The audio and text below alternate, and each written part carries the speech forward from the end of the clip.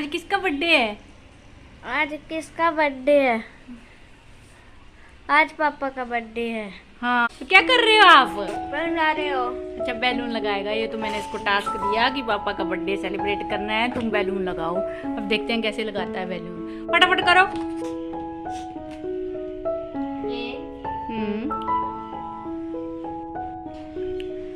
ये हम लोगों ने इसको नहीं सिखाया, ये इसका खुद का ही हुनर है, हम बोल सकते हैं। ये ऐसे ही थ्रेड से बांधता है और घर में जगह जगह बैलून लटका के रखता है। आपने पहले वाले कई वीडियो में भी देखा होगा।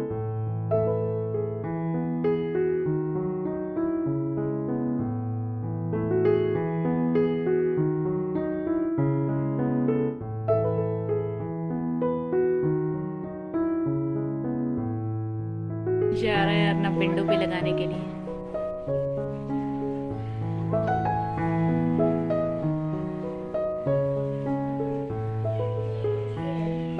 कैसे बांध रहा है देखते हैं। कहाँ से देखिए, वो देखो, वो खाली लपेट देता है उसको विंडो के साथ।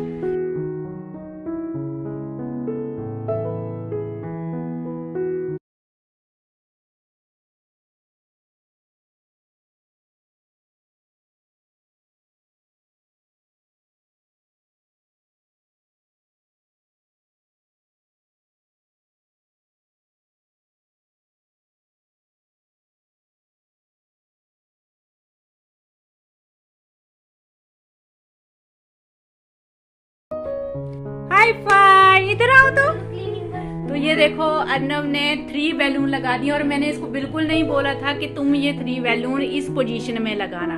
तो बहुत अच्छी तरीके से डेकोरेट किया है इसने तीनों बैलून। मुझे लगा था ये एक के ऊपर एक लगाएगा, लेकिन इसने बहुत अच्छे से 3 बैलून लगाए हैं। आई थिंक जनरली उसने लोगों के घर में ये देखा होगा कि लोग 3 बैलून को ज्वाइन करके लगाते हैं, तो वही कॉन्सेप्ट शायद उसने फॉलो किया है। कौन आया? पापा और अर्नव। तो क्या लाए? Chocolate cake. दिखाओ, ये चॉकलेट भी लाया। हाँ। ये कौन काटेगा केक? पापा। अच्छा, किसका बर्थडे है? पापा का बर्थडे। अच्छा, हाँ, इसको क्या करना है आपको? ये किचन में रखने जा रहा है। हाँ, क्या करना है? चॉकलेट। हाँ, इसको फ्रिज में रखोगे कि खा लोगे? हाँ, बोलो क्या करोगे? तो खा लो। जनरली ये फ्रिज में रखता है, अगर वो मेल्ट हो जाती है। ये क्या लिखा है केक के ऊपर? पापा। अच्छा, पापा लिखा है। हाँ, तो किसका बर्थडे है? पापा का बर्थडे। अच्छा, तो ये इनका नाम नहीं लिखा इसके ऊपर। इसको पूछा उधर कि किसका बर्थडे है, तो इसने बोला पापा का बर्थडे है। क्या लिखना है? पापा लिखना है। तो हैप्पी बर्थडे टू यू। देखो, May God bless you, dear. Clapping करो। करो। Happy birthday to you. ये देखो, ये केक आता है। How old are you, dear? How old are you, dear? Happy birthday to you. आज किसी और ही मूड में है। How old are you, पापा? Thank you. How old are you? पूछो। How old? 42. हाँ, हाँ। हैप्पी बर्थडे बोलो। चलो, clapping. So hello guys, welcome to our channel autism and music. Arnav Thakur, मैं हूँ Komal Thakur, parenting and autistic child. और आज का ये जो वीडियो है गाइस, ये बेसिकली पेरेंटिंग पे ही होने वाला है। बिकॉज आफ्टर 10 ईयर्स या 7-8 ईयर्स के बाद आपकी जो पेरेंटिंग होती है वो बहुत ही इम्पॉर्टेंट रोल निभाती है आपकी ऑटिज़म जर्नी में। तो आपकी जो ऑटिज़म जर्नी होगी वो आपके लिए इजी होगी या डिफ़िकल्ट होगी, ये काफ़ी हद तक आपकी पेरेंटिंग पे डिपेंड करता है जब बच्चे बड़े हो जाते हैं।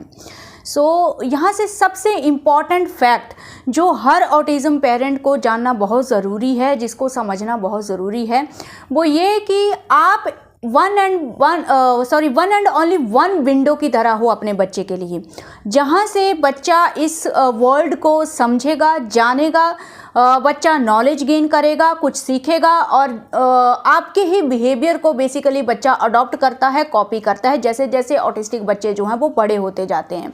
जैसे कि अब मैं स्ट्रांगली इन चीज़ों को ऑब्जर्व कर रही हूँ। अब जब अर्नब 11 ईयर्स का हो गया, अभी 12 ईयर्स का होने वाला है, तो हम लोग फ्रिक्वेंटली देख रहे हैं कि अर्नब बहुत ज़्यादा मेरे हस्बैंड को और मुझे जो है वो कॉपी कर रहा है। तो बहुत ही संभाल के हम लोगों को अपना बिहेवियर रखना पड़ता है ताकि अर्नब कुछ गलत कॉपी ना करे। तो अब ये चीज़ों पे ध्यान देना हम लोगों के लिए फर्स्ट प्रायोरिटी और बहुत ज़्यादा ज़रूरी हो गया है। तो अब ऐसे पेरेंट्स जो ऑटिज़म डिप्रेशन को हैंडल नहीं कर पाते हैं या हम बोल सकते हैं कि ऑटिज़म को एक्सेप्ट नहीं कर पाते हैं, तो उनका जो डिप्रेशन होता है वो almost through out the life चलता रहता है। मतलब ऐसे पेरेंट्स को आप हमेशा देखेंगे तो वो पूरी तरह से होपलेस हो जाते हैं और उनके लिए जो है वो इस माहौल से निकलना जो है वो बहुत मुश्किल हो जाता है। और ऐसा किन सिचुएशन में होता है गाइज़, वो पेरेंट जिनको कोई फैमिली सपोर्ट नहीं होता है या फिर ऐसे रिलेशन जहाँ पे सिंगल मदर ही पेरेंटिंग कर रही होती है, तो या फिर फाइनेंशियल सिचुएशन जो है वो ख़राब होती है। तो ऐसे कई रीज़न और भी होते हैं जिसमें ऑटिज़म डिप्रेशन को हैंडल करना जो है वो बहुत मुश्किल हो जाता है। तो पेरेंट्स खुद को ही संभाल नहीं पाते हैं तो बच्चे को संभालना तो बहुत ज़्यादा मुश्किल हो जाता है। तो ये जो मेरी जर्नी थी गाइज़, अभी 11 ईयर कि मेरी जो ऑटिज़म जर्नी है उसमें मैंने सबसे जो एक इम्पॉर्टेंट चीज़ सीखी है वो यही है कि सारा खेल आप लोगों की मेंटेलिटी का है। आप कितना पॉजिटिव हैं, आप कितना होपफुल हैं ऑटिज़म को लेके, आपने कितना ऑटिज़म को एक्सेप्ट किया है। मतलब इस तरह से आपकी जर्नी होनी चाहिए, इस तरह से आपकी सोच होनी चाहिए कि अगर लाइफ में ऑटिज़म है भी तो कुछ भी ऐसा आप लोगों को ना लगे कि अब नॉर्मल है। अर्नब में काफ़ी ज़्यादा कमियां हैं, उसकी वर्बल स्टीमिंग की प्रॉब्लम है, अभी भी कुछ बिहेवियरल इश्यूज़ भी हैं और उसका लैंग्वेज फुली डेवलप नहीं है, अंडरस्टैंडिंग में उसको काफ़ी ज़्यादा प्रॉब्लम है, अभी भी एज अप्रोप्रिएट अभी भी नहीं है, काफ़ी अच्छी इंप्रूवमेंट है बट स्टिल काफ़ी कमियाँ हैं। लेकिन हम अब उन चीज़ों पर ध्यान नहीं देते हैं। हमारा जो माइंड सेट है उसको हम लोगों ने बिल्कुल पॉजिटिव बना लिया है, मैंने और मेरे हस्बैंड ने। हमने ये चीज़ को एक्सेप्ट किया है कि जितना इम्प्रूवमेंट आएगा उतना ठीक है और हम लोग ज़्यादा अर्नब को फोर्स अब नहीं करेंगे, जो कि इस एज में 11 ईयर्स या 12 ईयर्स के ऑटिस्टिक बच्चे को आप ज़्यादा प्रेशर और फोर्स कर भी नहीं सकते हैं। जिनके बच्चे 11 ईयर्स या 12 ईयर्स के होंगे वो मेरी बात से बिल्कुल सहमत होंगे क्योंकि वो भी यही चीज़ फील कर रहे होंगे। क्योंकि फिर क्या होता है, फिर ये अपना एग्रेशन भी शो करने लगते हैं। छोटी एज में ये चीज़ें इतनी ज़्यादा नहीं होती हैं क्योंकि तब इनको इतनी ज़्यादा अंडरस्टैंडिंग नहीं होती है और ना ही आपके रिएक्शन इतने अच्छी तरीके से ये समझ पाते हैं। लेकिन जैसे जैसे बड़े होते हैं तो आपकी हैप्पीनेस, आपका स्ट्रेस या आप गुस्सा कर रहे हो, वो सब चीज़ें उनको क्लियरली समझ में आने लग जाती हैं। तो डेफिनेटली फिर उनका भी रिएक्शन निकलता है। तो ये एज में हम लोग बिल्कुल फोर्स नहीं कर सकते हैं। तो कहने का मतलब यही है गाइस, जैसे आपके घर का एनवायरनमेंट होगा, जैसी आपकी खुद की मेंटालिटी होगी ऑटिज़म को लेके, अगर आप नेगेटिव हैं तो वही नेगेटिव असर बच्चे पे भी पड़ता है। क्योंकि जो भी चीज़ आप घर में करेंगे या उसके साथ करेंगे, जो भी एक्टिविटीज़ करेंगे, हर चीज़ में आपकी जो नेगेटिविटी है, आपकी जो डिसअपॉइंटमेंट है वो दिखेगी। क्योंकि आप इजीली चिड़चिड़े हो जाएंगे। जब भी आप अपने बच्चे का थोड़ा सा रॉन्ग बिहेवियर देखेंगे तो इमीडिएटली आप इरिटेट हो जाएंगे। जब भी आप कुछ सिखाने की कोशिश करेंगे तो आपके अंदर पेशेंस नहीं होगा, आप खुद एग्रेशन दिखाएंगे, बच्चा भी सामने से एग्रेशन दिखाएगा। एक एज ऐसी आ जाती है 11-12 ईयर के बाद अगर आप एग्रेशन दिखा रहे हैं तो बच्चा चुपचाप उस चीज़ को नहीं एक्सेप्ट करता है, वहाँ से भी रिएक्शन आता है। समटाइम बच्चे आपको हिट करते हैं। तो वो सब चीज़ें आपने देखी ही हैं और आप समझते हैं इन चीज़ों को। तो कुछ पेरेंट्स, कुछ टाइम पहले मैंने एक वीडियो भी बनाया था जहाँ पे मैं यही चीज़ें डिस्कस कर रही थी। तब बहुत सारे पेरेंट्स ने कुछ नेगेटिव कमेंट भी लिखे थे। मैं यही बोलूँगी गाइस, जिनके बच्चे छोटे हैं 5-6 ईयर के, शायद उनके लिए ये मेरी जो बातें हैं वो अभी समझना मुश्किल हैं। लेकिन जिनके बच्चे 11 ईयर से ऊपर हैं, 10 ईयर के ऊपर हैं, वो मेरी हर बात से मुझे पता है श्योर वो हर चीज़ से सहमत होंगे। तो मेन की यही है, आप खुद को पॉजिटिव बना के रखिए। ऑटिज़म के साथ लाइफ स्पेंड करना कोई मुश्किल बात नहीं है गाइस, थोड़ा सा डिफरेंट ज़रूर है, लेकिन जैसे अभी मैं काफ़ी ज़्यादा कमेंट पढ़ती हूँ जो भी बच्चों की एज 10 ईयर से ऊपर है, तो आज तक मैंने कोई भी ऐसा कमेंट बहुत रेयर पढ़ा है जहाँ पे मतलब पेरेंट ये बोलें कि हाँ अभी मेरा बच्चा अडल्ट है या 11 ईयर के ऊपर है तो बिल्कुल काम है। कुछ ना कुछ इश्यूज़ आगे भी होते हैं और कुछ लोगों को तो बहुत ही ज़्यादा इश्यूज़ हैं, और उसके लिए क्या ध्यान देना पड़ता है गाइस, यही चीज़ है। आप लोग सोचते हो कि 6-7 साल की थेरेपी के बाद बच्चा पूरी तरह से नॉर्मल हो जाता है या फिर उसमें कोई भी इश्यूज़ नहीं रहते हैं, लेकिन ऐसा नहीं होता है। थेरेपी से डेफिनेटली हेल्प होती है, हम अपने बच्चे को कंट्रोल करना सीख जाते हैं, हमें नॉलेज होता है कि ऑटिज़म में क्या क्या इश्यूज़ होते हैं। लेकिन ये जर्नी कुछ इस तरह की है जिसमें आपको अब मैं कैसे समझाऊं, एक नॉर्मल बच्चे का हम सबको पता है गाइस, उनको कैसे संभालना है, उनकी परवरिश कैसे करनी है। तो इनकी जो परवरिश करने का जो तरीका है वो भी थोड़ा अलग है गाइस, उसको हमें जस्ट फॉलो करना है। उन चीज़ों को हमें पता है कि ऑटिज़म में सेंसरी इश्यूज़ होते हैं, तो हमें उन चीज़ों का ध्यान रखना है। मेरे बच्चे में कौन सी सेंसरी इश्यूज़ हैं, अगर मैंने थेरेपी बंद कर दी है 6-7 ईयर के बाद मैंने थेरेपी बंद कर दी है, उसके बाद अगर मैं बच्चे को अच्छे से एंगेज नहीं कर पाई और थेरेपी के बाद मैंने बच्चे को यूं ही फ्री छोड़ दिया, बच्चा बस सुबह उठ रहा है, खा रहा है, सो रहा है, पी रहा है, घूम रहा है, जंप कर रहा है और कुछ नहीं कर रहा है, तो महीने 2 महीने के बाद आपको फिर से दिखेगा बच्चों में काफ़ी ज़्यादा इश्यूज़, बिहेवियर इश्यूज़, एग्रेशन, सब चीज़ें बढ़ जाती हैं गाइस। और ये बिल्कुल सच है। काफ़ी पेरेंट्स इस चीज़ से डिनाइड करते हैं कि 7 ईयर की थेरेपी के बाद ये सब कुछ नहीं होता है, लेकिन ये चीज़ें होती हैं। बीच में ऐसा मोड आया था जब ये चीज़ें होने लगी और तब हमें ये चीज़ें समझ में आई कि थेरेपी के बाद भी हमें ध्यान देना है कि ये चीज़ें जो हैं वो कंट्रोल में रहें, और उसका सॉल्यूशन यही होता है कि हम प्रॉपर उनकी फिजिकल हेल्थ और मेंटल हेल्थ का ख्याल रखें। फिजिकल हेल्थ के लिए हम लोग प्रॉपर एक्सरसाइजेज या फिजिकल एक्सरसाइजेज करवाएं, मेंटल हेल्थ के लिए हम लोग उनको कुछ कोग्निटिव लॉजिकल एक्टिविटीज़ करने के लिए दें, उनकी लैंग्वेज पे आगे भी हम लोग प्रॉपर उसी तरीके से वर्क करते रहें जैसे हम लोग तब कर रहे थे जब उनकी एज 3 ईयर्स या 4 ईयर्स की थी। तो ये सब चीज़ों को समझना बहुत ज़्यादा ज़रूरी है गाइस। अब जितने भी कमेंट यहाँ पे आए हैं 11 ईयर 12 ईयर के बाद मेरे बच्चे के सेंसरी इश्यूज़ फिर से बढ़ने लगे हैं, एग्रेशन फिर से ज़्यादा हो रहा है, उसमें काफ़ी ज़्यादा नए बिहेवियरल इश्यूज़ मुझे देखने को मिल रहे हैं, तो आप यही गलती कर रहे होंगे गाइस। आप ये सोच के देखिए कि आप कितना टाइम स्पेंड कर रहे हैं अपने टीन एज ऑटिस्टिक बच्चे के साथ, या जो 10 ईयर के ऊपर बच्चे हैं, आप कितना टाइम स्पेंड कर रहे हैं और बच्चा कितना फ्री टाइम स्पेंड कर रहा है और बच्चा कितना एंगेज्ड है किन्हीं एक्टिविटीज़ में। तो वहीं से आपको समझ में आ जाएगी ये चीज़। तो बस इस चीज़ का रेगुलर आपको ध्यान रखना है, तो आपको कोई इश्यूज़ नहीं दिखेंगे।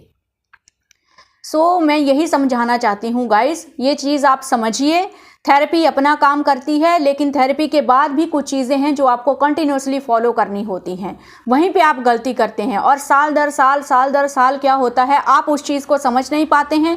थेरेपी के बाद आप ज़्यादा अपने बच्चों पे ध्यान नहीं दे पाते हैं, या आपको लगता है क्योंकि थेरेपी करने के बाद काफ़ी ज़्यादा चीज़ें सेटल भी हो जाती हैं 7 ईयर के बाद, और फिर आपको लगता है कि अब जो है उसमें काफ़ी इम्प्रूवमेंट आ गई है, अब मुझे ज़्यादा ध्यान देने की ज़रूरत नहीं है, और वहीं पे गलती होती है। हमें वो चीज़ नहीं करनी है। हमें आगे भी जैसे हम लोग ओटी एक्टिविटीज़ और लैंग्वेज एक्टिविटीज़ में अपने बच्चे को इन्वॉल्व करके रख रहे थे, आगे भी हमें वो चीज़ें कैरी ऑन करनी है। आगे भले ही आप ओटी एक्टिविटीज़ उनको मत कराओ, आप डेली लाइफ में आप उनको इन्वॉल्व करो, ताकि डेली लाइफ में उनको जो सेंसरी डाइट है वो मिलती रहे, अदरवाइज सेंसरी इशू फिर से बढ़ता है। तो मुझे पता है मेरे बच्चे का वर्बल स्ट्रीमिंग का इशू है, तो मैं हमेशा म्यूज़िक का भी सहारा लेती हूँ, उसको सिंगिंग भी कराती हूँ। तो ये सब चीज़ें जो हैं आपको इन चीज़ों का ध्यान रखना है। अगर आपको कुछ भी समझ में नहीं आ रहा है, अगर 11 ईयर के बाद आपको लग रहा है मेरे बच्चे का सेंसरी इशू फिर से बहुत ज़्यादा बढ़ गया है, आपको ऐसा महसूस हो रहा है, जो कि पॉसिबल भी है क्योंकि एडोलसेंस से पहले भी काफ़ी ज़्यादा चेंजेस आते हैं, मूड चेंजेस भी होते हैं। तो आपको अगर कुछ नहीं समझ में आ रहा है, तो जो ओटी एक्टिविटीज़ होती हैं वही आप कराना शुरू कर दो। जो भी आपको स्ट्रीमिंग बिहेवियर दिख रहा है, जो भी सेंसरी इशू दिख रहा है, उसके रिगार्डिंग आप दिन में जो भी एक्टिविटीज़ करवा रहे हो वो डेली आप दिन में 3 टाइम्स कराओ, सुबह, आफ्टरनून में या फिर नाइट से पहले। तो इस तरह से आप करवाओगे तो फिर भी वो चीज़ें जो है वो डाउन होती जाएंगी। तो अर्नब में ये चीज़ें अभी हम लोगों को नहीं दिखती हैं क्योंकि हम लोग रेगुलरली वो चीज़ें फॉलो कर रहे हैं। उसको फिजिकल एक्सरसाइजेज और जो भी अभी एकेडमिक तो उसका चालू ही है, तो जो कॉग्निटिव और लॉजिकल एक्टिविटीज़ हैं वो एकेडमिक में भी हो जाती हैं। बाकी फिजिकल एक्सरसाइजेज और सोशलाइजेशन, ये सब चीज़ें अभी भी हम लोगों को ध्यान में रखनी पड़ती हैं। तो अभी जो आपने क्लिप्स देखी, आपने देखा मैं उसको कितने सीरियसली अपने पापा के बर्थडे में इन्वॉल्व कर रही हूँ। जानबूझ के मैंने उसको उसके पापा के साथ भेजा कि तुम केक लेके आओ। केक पे उसने खुद पापा का नाम लिखवाया, खुद बैलून लिखवाए, बैलून उसने लगवाए। और जब सुबह आज मैंने उसको वो वीडियो दिखाया तो उसने बोला हाँ पापा का बर्थडे था। वो देख के कितना खुश हो रहा था। और मैंने डेकोरेशन की थी तो वो कितना कॉन्फिडेंट होते हैं। हर चीज़ में एफर्ट ज़रूरी हैं, एफर्ट ज़्यादा होते हैं गाइस, लेकिन मेहनत होती है। लेकिन जब रिज़ल्ट अच्छे मिलते हैं ना तो अब आपको कोई थकान नहीं होती है, क्योंकि आपको पता है कि अगर मैं टाइम इन्वेस्ट कर रही हूँ, अपने बच्चे में एनर्जी इन्वेस्ट कर रही हूँ, तो उसका अच्छा रिजल्ट भी मिलेगा। और तब आपको ऑटिज़म, अपने ऑटिस्टिक बच्चे की वो साइड्स देखने को मिलती हैं जो इस दुनिया में सबसे ज़्यादा खूबसूरत होती हैं। तो वही मैं आपको चीज़ बोल रही हूँ। अगर आपको अपने बच्चे के पॉजिटिव साइड्स देखने हैं, उसके पॉजिटिव रिएक्शंस देखने हैं, तो पहले उसके जो सेंसरी इश्यूज़ हैं, उनकी जो प्रॉब्लम्स हैं, उनको थोड़ा कंटिन्यूअसली हैंडल करने की कोशिश करो। उनको ऐसे फ्री में मत छोड़ो गाइस। फ्री रहना बहुत मुश्किल है। एक नॉर्मल पर्सन के लिए भी पूरा दिन कुछ ना करना, आप खुद एक दिन ऐसे करो, एक दिन क्या आप एक हफ्ता ऐसे करो, खाओ पियो सो जाओ, खाओ पियो सो जाओ, कुछ मत करो। आप देखो आपकी हालत कैसी हो जाएगी। आप ऑटोमेटिकली डिप्रेशन में जाएंगे। आपको लगेगा मुझे कहीं जाना है, मुझे घूमना है, वो हालत हो जाती है। आपको लगता है इनको कुछ समझ में नहीं आता, लेकिन सब समझ में आता है, एक्सप्रेस नहीं करते हैं, इसलिए आपको ये चीज़ें समझ में नहीं आती हैं। तो अगर आप इन चीज़ों का ध्यान रख रहे हैं, सेंसरी इश्यूज़ का ध्यान रखो, फिजिकल एक्सरसाइजेज का ध्यान रखो, मेंटल हेल्थ का ध्यान रखो। मेंटल हेल्थ के लिए अच्छा है आप उनको कोई कॉग्निटिव एक्टिविटीज़ हमेशा कंटिन्यू रखो। ये सब चीज़ों से उनका जो एग्रेशन है वो कंट्रोल में रहेगा, सेंसरी इश्यूज़ कंट्रोल में रहेंगे, तो ऑटोमेटिकली कुछ पॉजिटिव इनपुट निकलेगी, पॉजिटिव चीज़ें निकलेंगी और उसमें और ज़्यादा इम्प्रूवमेंट होगी। तो यही चीज़ें हैं। तो बार बार आप जो भी कमेंट यहाँ पे ये आते हैं कि अडल्ट एज में मेरे बच्चे के इश्यूज़ बढ़ रहे हैं, उसको संभालना मुश्किल हो रहा है, ये हो रहा है, वो हो रहा है, तो उन चीज़ों का सॉल्यूशन मैंने पहले भी कई बार कहा है और अब भी कर रही हूँ। यही है, आपको हैबिट डालनी पड़ेगी इन चीज़ों को रेगुलरली करने की। तो इसीलिए मैंने दूसरा चांस नहीं देखा गाइस, क्योंकि मुझे पता था कि अर्नब आगे भी अर्नब के ऊपर काफ़ी टाइम मुझे देना पड़ेगा। तो इसलिए मैंने हम दोनों ने ये डिसाइड किया था कि बेटर है हम एक ही बच्चे को अच्छे से उसकी परवरिश करें, अदरवाइज़ हम दोनों में से किसी को भी नहीं संभाल पाएंगे। तो बीच में किसी ने कमेंट भी किया था कि अभी मुझे दूसरा चांस देख लेना चाहिए अर्नब के सिबलिंग के लिए, लेकिन अब इतनी शक्ति भी नहीं है। मैं जितना अर्नब के लिए कर पा रही हूँ, मुझे नहीं लगता फिर उसके बाद टाइम बचता है कि मैं उसके सिबलिंग को भी टाइम दे पाऊँगी। तो इट्स बेटर कि मैं एक ही बच्चे को हैंडल करूँ और उसको ही मैं लाइफ में कामयाब बनाऊँ। और हम लोग पूरी तरह से सेटिस्फाई हैं अपनी लाइफ से गाइस। हम लोगों को अभी कोई मन नहीं करता है कि उसका कोई सिबलिंग हो। हम लोग बहुत खुश हैं, अर्नब के साथ टाइम स्पेंड करते हैं, उसके साथ हम लोगों को टाइम स्पेंड करना अच्छा लगता है। तो अब लगता नहीं है कि लाइफ में कोई कमी है। सो हमने जीना सीख लिया है ऑटिज़म के साथ एंड आई होप आप सब भी सीख लेंगे और ज़रूर आप लोगों को भी पॉजिटिव रिजल्ट मिलेंगे गाइस। बस इन कुछ चीज़ों का ध्यान रखो अपनी लाइफ में। इतना मुश्किल भी नहीं है ऑटिज़म के साथ जीना, और आप उसके बाद ही ऑटिज़म की जो खूबसूरत एक साइट है उसको देख पाएंगे। सो अब मैं इस वीडियो को यहीं पे एंड करूँगी। आई होप ये वीडियो आप लोगों को हेल्प करेगा। So thank you for watching this video.